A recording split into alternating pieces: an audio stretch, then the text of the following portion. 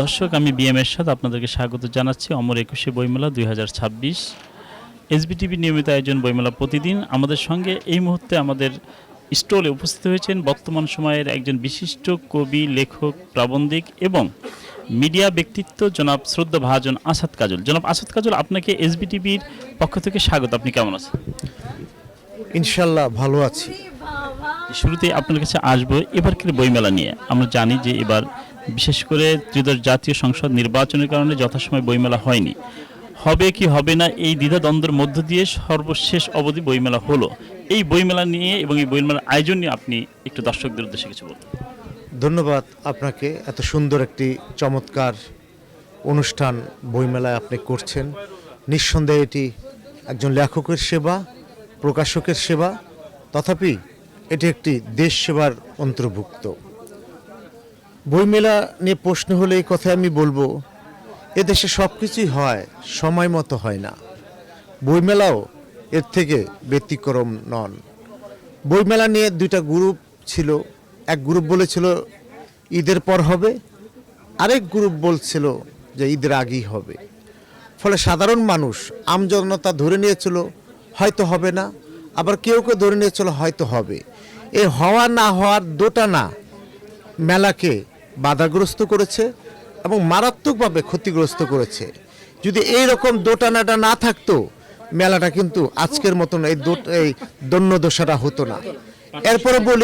এরপরে বলি যেহেতু মেলা বাণিজ্যিক মেলা নয়, এটা চেতনার মেলা, ২১-এর ভাষার মেলা। এই ভাষার মাসে মেলাটি হয়েছে, এটার জন্য আমি সত্যিই আনন্দিত এবং খুশি।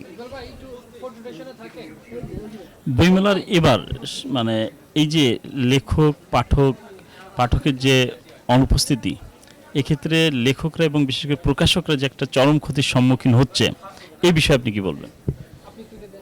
এর জন্য প্রকাশকদের ব্যর্থতা বলে আমি দায়ী করি। প্রকাশকদের ব্যর্থতা কি, মেলা শুরু হওয়ার আগে এই বিষয়টি আগে ফয়সালা করা উচিত ছিল যে আমরা মেলায় অংশগ্রহণ করব এই শর্তে ওই শর্তে। বাংলা একাডেমি এই লসকে মেনে নিয়েই কিন্তু এই ১০০% মেলা ফ্রি ব্যবস্থা করেছে। এটাও কিন্তু কম কথা নয়। এতে বাংলা একাডেমিরও কিন্তু একটা লস, এটা তো আপনার স্বীকার করতে হবে। কিন্তু বাংলা একাডেমির লসটাকে সবাই বড় করে দেখছে না, বড় করে দেখছে প্রকাশকদের লসটাকে। মেলা আপনাকে স্টল ফ্রি করে দিল, মেলার স্টাফ খরচ আছে, যাতায়াত ভাড়া আছে, তার উপরে একটা প্রতিদিন ইফতারের ব্যবস্থা আছে। একটা মেলা যদি ৫ জন লোক থাকে, দেখা গেছে অনেক লেখক এসে আরও ৫ জন একত্রিত হন, ১০ জনের ইফতারের ব্যবস্থা করতে হয়। ১০ জনের ইফতার যদি আমি ১০০ টাকা করে ধরি, ১০ জনে কিন্তু ১,০০০ টাকা ইফতার খরচ আছে। তো ১৮ দিনে ১৮,০০০ টাকা ইফতার খরচই হবে। আর বড় বড় স্টলগুলোতে আরও বেশি খরচ আছে।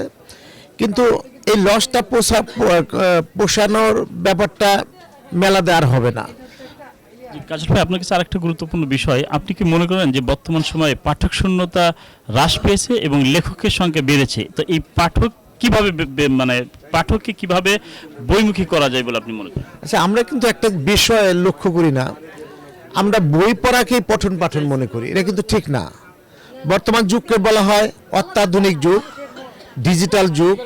সর্বশেষ যুগ হয়েছে এআই প্রযুক্তি। এই প্রযুক্তির যুগে পাঠক কমেছে, আপনি এটা বিশ্বাস করেন? আমি করি না। হ্যাঁ, পাঠক পঠন পাঠন করছে, তবে তাদের পথ ভিন্ন হয়ে গিয়েছে। পথ ভিন্ন কিভাবে হয়েছে? কেউ ফেসবুকে থেকে বই পড়েন, কবিতা পড়েন, কেউ ইউটিউবতে বই পড়েন, কবিতা পড়েন, গুগলতে পড়াশোনা করেন। আমাদের পড়াশোনা আরও বেড়েছে, শুধু পথ পরিবর্তন হয়েছে। জি, আপনাকে অসংখ্য ধন্যবাদ। সর্বশেষ যদি আপনি, যেহেতু বইমেলা, পাঠকদের উদ্দেশ্যে কিছু বলুন।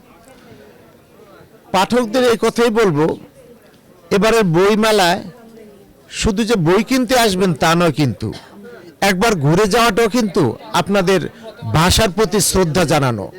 আমি পাঠকদের অনুরোধ করব, বই কিনবেন না কিনবেন সেটা আপনার ব্যক্তিগত ব্যাপার। যদি আমি অনুরোধ করব, অন্তত সবাই একটি করে হলো বই কিনুন। তার পাশাপাশি মেলায় একবার এসে ভাষার মাসকে শ্রদ্ধা জানান এবং ভাষার চৈতন্যকে, চেতনাকে অবশ্যই আমাদের বাংলা ভাষাকে আন্তর্জাতিক পর্যায়ে পৌঁছানোর জন্য, আন্তর্জাতিক পর্যায়ে বাংলা ভাষাকে পুরস্কৃত করার জন্য এই মেলা কিন্তু একটা অন্যতম মাধ্যম। এই মেলার মাধ্যমে লেখকের সৃষ্টি হয়, এই মেলার মাধ্যমে কিন্তু লেখক চেনা যায়। যদিও এবার বইমেলা আমি দেখছি লেখকের শূন্যতায় ভুগছে প্রকাশকরা, এরপরে বলবো মেলা সার্থক এবং সফল। জি, ধন্যবাদ জনাব আসাদ কাজল, আপনাকে আপনার মূল্যবান সময় আমাদের এসবিটিভির সঙ্গে দেওয়ার জন্য। আপনাকে ধন্যবাদ আমাকে এখানে আমন্ত্রণ জানানোর জন্য। কৃতজ্ঞতা জানাচ্ছি আপনাদের সমস্ত কলা কৌশলী, আপনাদের যারা নেপথ্যে যারা আছেন সকলকে আমি কৃতজ্ঞতা জানাচ্ছি এবং আগামীতে আবার আসবো বলে আমি আশা রাখছি। আপনাকে ধন্যবাদ। ধন্যবাদ। দর্শক, এতক্ষণ দেখছিলেন এসবিটিভি নিয়মিত আয়োজন বইমেলা প্রতিদিন। আমাদের সঙ্গে উপস্থিত ছিলেন এই সময়ের সবচেয়ে জনপ্রিয় একজন কবি এবং মিডিয়া ব্যক্তিত্ব, আমাদের প্রত্যেকের শ্রদ্ধা ভাজন আসাদ কাজল। যে যেখান থেকে আমাদের এই অনুষ্ঠান দেখছেন প্রত্যেকেই ভালো থাকুন, সুস্থ থাকুন এবং এসবিটিভির সঙ্গে থাকুন। পাশাপাশি আসুন, বইমেলায় আসুন, বই নিজে পড়ুন এবং প্রিয়জনকে বই উপহার দিন। ধন্যবাদ সবাইকে।